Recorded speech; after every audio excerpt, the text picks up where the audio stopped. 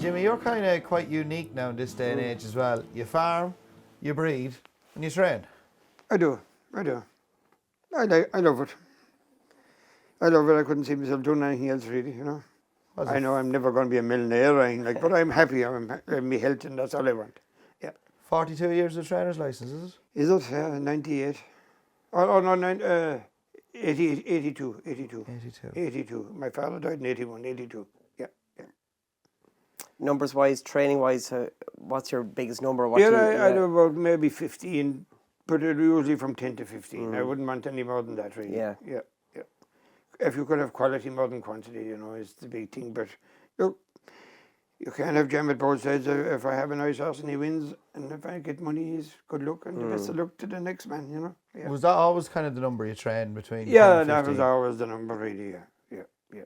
What was the first good horse you got then along that early days? I suppose Stroll home. You know, he was a great little horse. Paul Carberry built up a great partnership with him, you know, and he was a real Galway specialist. In '96, I ran him of a Tuesday, and I ran him of a Thursday, and he won the two. And I said to Paul, Jesus, I'll bring him back next year. We'll win the Galway plate with him. And I remember, well, the time was coming on, and I said to Paul, you ride him? He said, I don't know. He said, I don't know. My uncle, Adam Moore, he has a horse called Feathered Gale or Feathered Leader. He said, I might have to ride him. So I put up Richard Dunwoody, and the new Cork course opened, and I put up Richard Dunwoody on him in below in Cork. And Richard Dunwoody won the first steeplechase on the new Cork course on him. And I said to Richard, will you ride off in the Galway plate for me? He said, I will. He said, he'll have a right chance. I said, he'll about 10-7. Oh, forget it, he said. Forget it. 11-7 might be all out, he said. Yeah. So I had to go back to Mr. Carberry, and Carberry still wouldn't make. I said, Paul, I'm going down to Killarney with that horse now, I said. And so you can ride him, and when you hop off him, you can say yes or no, whether you're going to ride him for me or whether you're not going to ride him. And as it turned out, Paddy Osborne had a horse in it called Cable Beach. And who was riding him on him? Richard Dunwoody. Well, he went away. He was nearly a fence clear at one stage. And Carberry goes cool as a breeze, eases up to him at the last and scoots home. And he came in and he hopped off him. He says, yeah, I'm riding him in the Galway plate for you. He will win, he said. And we struck for Galway, and Paul was below at the start, and he said to the lads, listen lads, he said, I'll meet you all in the hole in the wall in Galway. I'll buy you a pint tonight, he said, when I win this. And sure enough, he beat, I often says to Aidan O'Brien, Aidan, I beat you in the Galway plate. Aidan trained... Idiot's Venture, was it? Idiot's Charlie Swan. No, there was a big weight pull. And but look, they had a great battle up the straight, and the weight told, and Paul got my fill up, and we had great excitement. Yeah. Did you make the hole in the wall later? I did not. I made it straight home. But the boys had a good night. And Jimmy, there's nearly an iconic picture from my youth anyway. Paul at the last, I think it was, in Stroll home. He's full stretch, Carberry down like a flat chalk in him. It's in Mary's colours. He was incredible. Paul was incredible jockey. The confidence, the horse was coming alive when Paul had hop up in, and I never see. He was behind him all the time. Oh, Jesus, you know, it was beautiful to watch him actually. Yeah. I look, there's a lot of good jockeys, but I think Paul was definitely one of the top. Yeah. You mentioned two riders. Richard Dunwoody rode him the time before, then Paul rode him. Yeah. Two different characters. Two different characters. Incredible, really. Yeah. I remember years after I met Richard Dunwoody. But geez, he said, you were right about that. He said, you said you'd win the Galway plate. And I said, look, I said, things went just lucky. I said, that's the way it went. You know? Yeah. You must have got some kick out of winning a Galway plate. Oh, it was unbelievable. It was a great... they shouldered me around the ring above in Galway that day, and it was electric, really, you know. He was a real Galway horse, you know, because the people of Galway knew that he had won twice the year before, and that we did fancy him because he'd won in Killarney and won in Cork. And he ran up a lovely sequence of wins, and to win the Galway plate was the icing in the cake, Did you feel the pressure going there that day? Because you knew Ah, obviously so, there was... you know, I'm not man too much for pressure, but look, I was very happy going there. We had him in great form, and I had the right jockey, and and the ground was right as well. If the ground was anywhere soft, I had no chance. Yeah. So I was confident enough. Little bit of pins and needles, all right, but not bad. What's it so special about Galway? Everybody wants to have a winner at Galway. Yeah, look, Galway is Galway. I don't know. You kind of grew up, you sent to Galway races and you watch it on the telly, and next thing you discover you're going there yourself. And next thing I had runners there, and there's no doubt about it. It is electric. The West comes alive. There's no doubt that week. Yeah. You couldn't get him to win a hurl race. Could not get him to win a hurl race. The lowest of the lowest grade of a hurl race, he'd get beaten at. I remember down in Tralee one day, and I said, no, if he doesn't win this race, oh Jesus, that's to finish him. But anyway, down we went to Tralee racecourse, and sure enough, he gets well beaten again. And I remember coming back, and I looked down, there was two donkeys down in a bog down the field, and I said, oh Jesus, I wouldn't mind if I had that fella down in there with them two donkeys. Yeah, and we brought him home, and next thing, of course, no one would wanted him, and they all buy him at the time. But anyway, I kind of had confidence in him all the time, because I couldn't make out why he wasn't winning a bloody race. He was galloping okay. He was walking well enough, and I said, Jesus, I fight he can win a race. So we started off point in him, and Owen Gallagher was working with me at the time, and we went down to inch point, and Owen won on him there, and we went up into Dorstown, Waterfall, and Dorstown. Sunday and Monday, I said, the bugger, he can run the 2 days. Jeez, he won the two of them. Yeah. And my God, he started away from there, and we actually went down to Kinsale. Dermot Costello was tying for the jockey's title at the time, and Tom Costello, Dermot's father, used to always be buying a few horses off me, and they'd always call there, and have you any horse for Dermot? We'd like to win the old title. Or, he's five behind, I think. And I said, I have a 4-year-old there. Oh, Jason, no, there's a good 4-year-old in that race. And he named the 4-year-old, and I said, well, I'll beat that 4-year-old anyway, I said. If he wants to ride my horse, he can ride my 4-year-old. And another mare called What Thing, she was a great point mare. And anyway, Dermot was 5 down going in. He drew level. Two or three of mine won, and the horse that left him down, Stroll home. Stroll home got beaten. Second, then he ran well. But I remember we went down to Tramore then a week or two later, and I rang Dermot Costello, and I said, Dermot, ride the horse. Grand job, he said, I'll ride him. Anyway, he wouldn't belong Tramore. And there was a lapse of a month or two then, and I rang Dermot again. Do you want to ride that Stroll home again? We're running him again. No, he said. I'm going to Galway with him, I said. On the Tuesday, and he's into it again on the Thursday. Listen, he said, you'll get one chance, and I always think of that for Dermot. You'll get one chance of winning in Galway. He said, you won't get a second one. Get the best, he said. I'm not fit enough. I haven't ridden since Tramore. Like another fella take the ride, and he'll blow up and you'll be blaming the house. But anyway, that's the way it goes. Anyway, Paul rode him on the Tuesday. Kieran O'Toole rang, and I said, oh gosh, yeah, Paul will be fine. And Paul rode him, and I said, I'm running him again on Tuesday. And I said, we've 12 stone 6. So I said, Paul, you better take your time. I might as well be talking to that dog there. But I might as well be telling Carberry what to do. Away he went like a rocket with 12 stone 6 up in a small house. Bishop, what a genius. He gave breeders, and he won the canter again. And next we went on the year after and won the Galway plate. Yeah. And Conna Castle, he won 2 bumpers in a hull race. David Casey won a hull race up in Naas on him. And next thing we went chasing. Davy Russell won a listed chase above him, Roscommon on him. And he came back the following morning. He pulled out a little bit lame, and we got the vet, and x-rayed him, there a hairline fracture down his hind leg.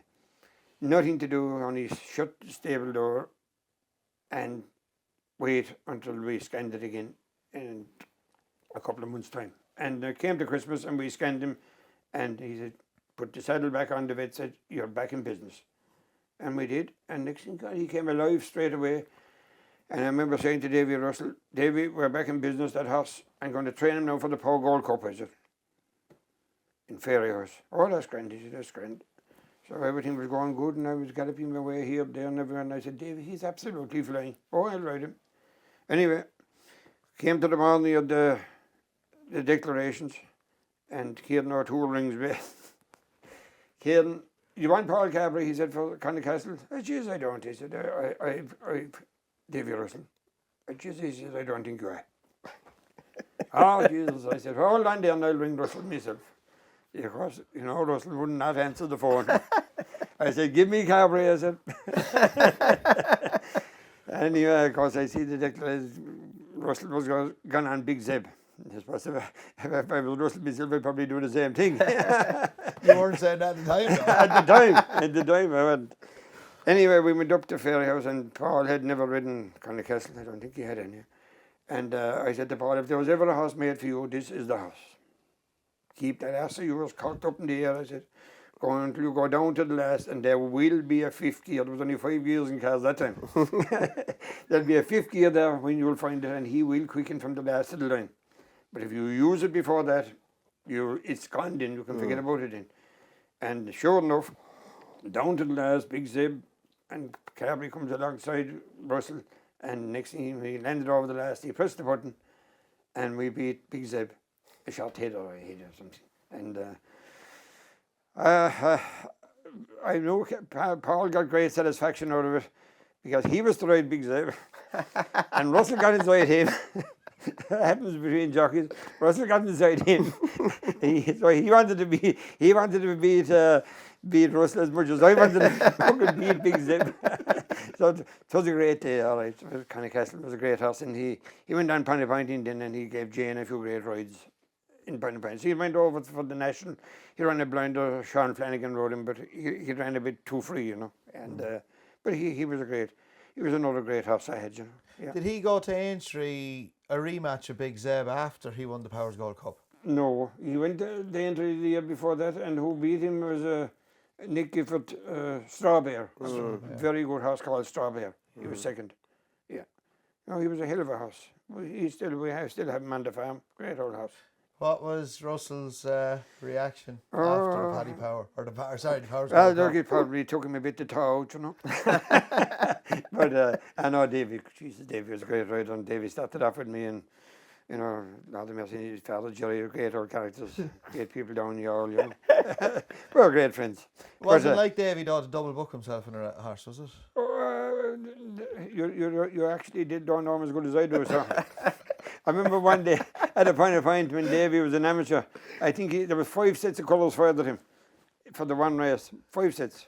I think he beat the wrong one. Yeah. He was a great rider, great character. He promised 5 different trainers. 5 different trainers. But sure, look, everybody was happy until the last second. Yeah. How good a jockey was Davy? Oh, outstanding. Oh, sure, one of the tops, no doubt about it. And I was so delighted to see him winning a national, but to come on and win 2 of them was incredible. He was incredible, yeah. What was he like in the early days? You say he started off with you? Yeah, he started off, look, he's like any young fella, but he had the hunger. He'd stay riding horses all day. Yeah.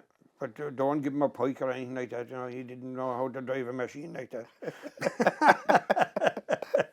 Yeah. No, I was a great horseman, Yeah. Were you surprised when he got headhunted by Ferdy Murphy at the time? He's only an amateur to go to England, turn pro? Or? I was. Look, I was delighted he was going to be getting a top job, you know. But you know, I was delighted to see him coming back then because you know he just wasn't getting the breaks over there. You know, a lot of good jockeys. You have to get into the Paul Nichols, Nicky Hendersons, Skeltons. You know, you have to get in where the good horses are really. You know. To show your talent, yeah. It was probably a blessing in disguise. It was only his first year as a professional, wasn't it? Yeah. And he came back, and he was with Gordon Elliott, and he went for a cup of tea with Michael O'Leary and, didn't work out. The tea was too hot or something, He forgot to put in milk into it.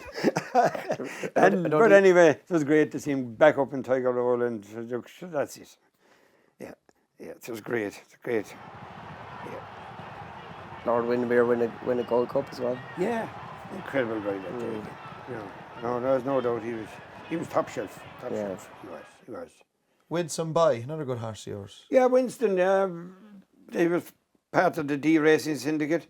Some of the lads after Monty's pass went out of fashion, was retired, and they gave me this horse, Whinstone Boy, and we won. I think Ruby won a hull race on him down in Thurles, I'd say, and he had a good handicap mark over fences. And we went up to Gordon Park, and I did fancy him well for the tire days. And remember being interviewed with Colin Murray on RT, and I said to Colin, we give this fella a good chance. And anyway, Colin didn't back him. I never backed him after, he said, poor fella. But anyway, Sean Flanagan rode him in the ground, was good and heavy. And I think we beat Davy Russell, I think Stroke Master or something, a horse of Higginstown anyway. Siege Master. Siege Master, yeah. And Sean gave him an incredible ride. Yeah, I'd not ever ride the horse before, but my geez, he rode him that day, and we brought off the Tyres, which was great because my father had won it either 20 years or 28 or 9 years before that, with a little mare called June's Friend. Yeah. That was special. That was special. And a great jockey that time, Jackie Cullen. Jackie, remember Tom Castle was jockey, and he was a great man on the big day, and he gave the little mare for us a brilliant ride. And I remember, we went back over hurdles a few weeks later up to Naas for the Kilcullen hurdle. And I remember Michael O'Hare was the commentator on the radio or the television at the time.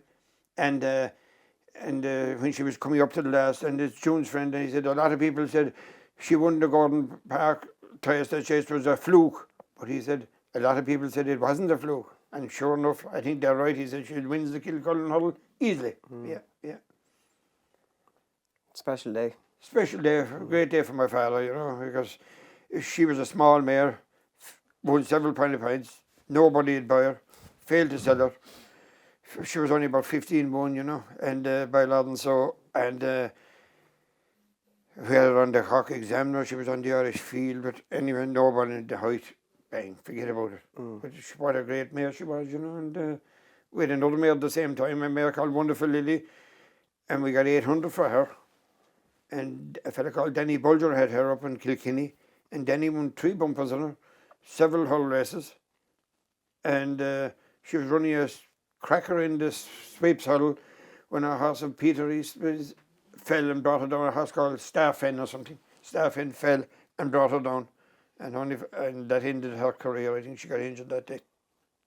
Yes, so we've had some great fillies and great horses over the years. Brilliant. And to go back and win a Goffs Estes all those years later after June's Friend. Yeah. So close to the Mangan family, obviously. Yeah. That must have meant a lot. Oh, it meant a lot. I really got great satisfaction out of that. I did. It is a great race. It's, you talk about the Galway Plate.